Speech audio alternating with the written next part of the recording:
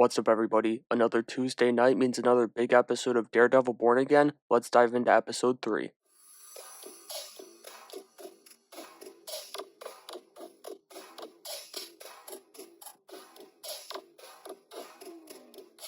The show picks up as Matt pays Hector another visit before the trial, and he's not getting fed. He mentioned this frog, the Coqui Tree Frog, and how it's the music of his home island, which in the comics that's San Juan, Puerto Rico, and then Matt made a promise that we all knew he wouldn't be able to keep. Then with Fisk moving to the mayor's office, things are getting dicey between the 5 families as they're all moving to take over Kingpin's vacated seat. But he's just eating his omelet, claiming he's done with blood feuds, for now at least, as I still think Vanessa will get taken out to bring back the Kingpin in this season. Focusing on this episode though, the trial of Hector Ayala begins. Matt runs into Officer Paul again beforehand, and didn't I tell you guys he wouldn't kill them? He just needed to get that rage out, but Paul testifies after their interaction, and of course, he lies, which leads to Matt trolling him in front of everybody. Matt was being so cocky because they had their star witness ready to seal the deal, but the Punisher cops weren't going to let that happen. Cherry's working to get the witness, Nikki Torres,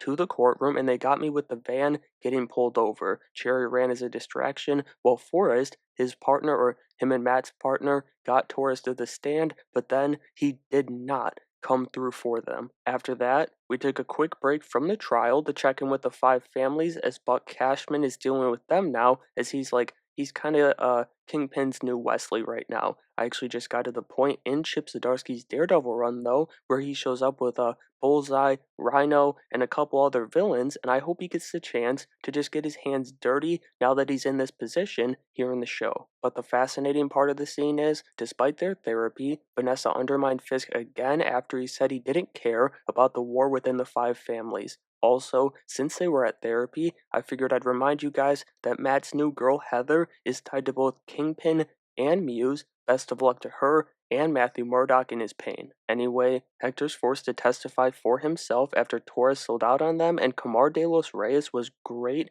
as Hector took the stand. He gets his side out, giving the jury a taste of the good man he is, and then Matthew Murdock hits the nuke button and whips out that tiger mask. I don't know if I'd go as far as to say this was as good as Punisher's trial in season 2 of the original show. I'm one of the people who doesn't enjoy that season, and especially the Punisher stuff in that season, but it's damn close to that, especially because after the tiger is brought into the trial, people who White Tiger saved step up to testify. Matt also uses police reports, including one from none other than Officer Morales. Now, I know some of you heavy comic readers might be like, don't even say it, but yes, I do think this is a direct reference to Miles Morales' father. So why did they call him Morales and not Davis? Well, we know Prowler exists in the MCU, and so you can use that to bring in him changing his name from Davis to Morales for a fresh start. It's that simple. This was absolutely a Miles Morales Easter egg. Alright,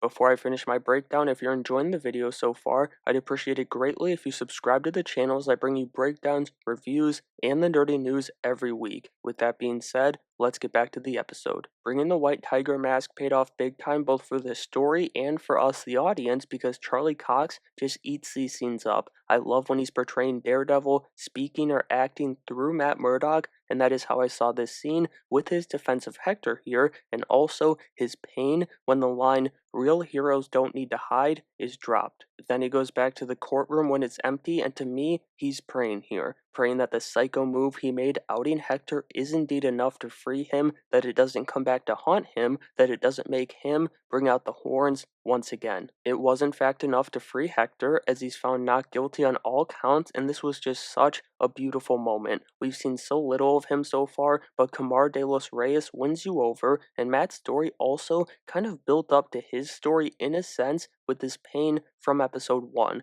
They did a great job working around us, the audience, just meeting this man and still making us care so damn much. Matt celebrated the victory with Heather as he reminisced of his old wins in court with his one true partner in crime, Foggy Nelson. With that, there has been some speculation online, and I'm not personally familiar with this Daredevil run, but I am going to read it once I finish the Zdarsky stuff, which I love and can't put down, as fans think the show is drawing from the secret life of Foggy Nelson, and I'm going to leave it at that to avoid spoilers for those of you who don't want them. Regardless, there's one man, well, not just one, but we focus on the one man who's not happy with the outcome of the trial, Mayor Fisk. He brings BB Urick back for another interview to express that, and I wouldn't be surprised if he ordered the hit on Hector too, just to send a message. Yes, that's right. Sadly, there was a hit on White Tiger. Hector suits up the same night he was found innocent, and for one, I love that they blended this and Kingpin's interview together, but Hector runs into a vigilante sting.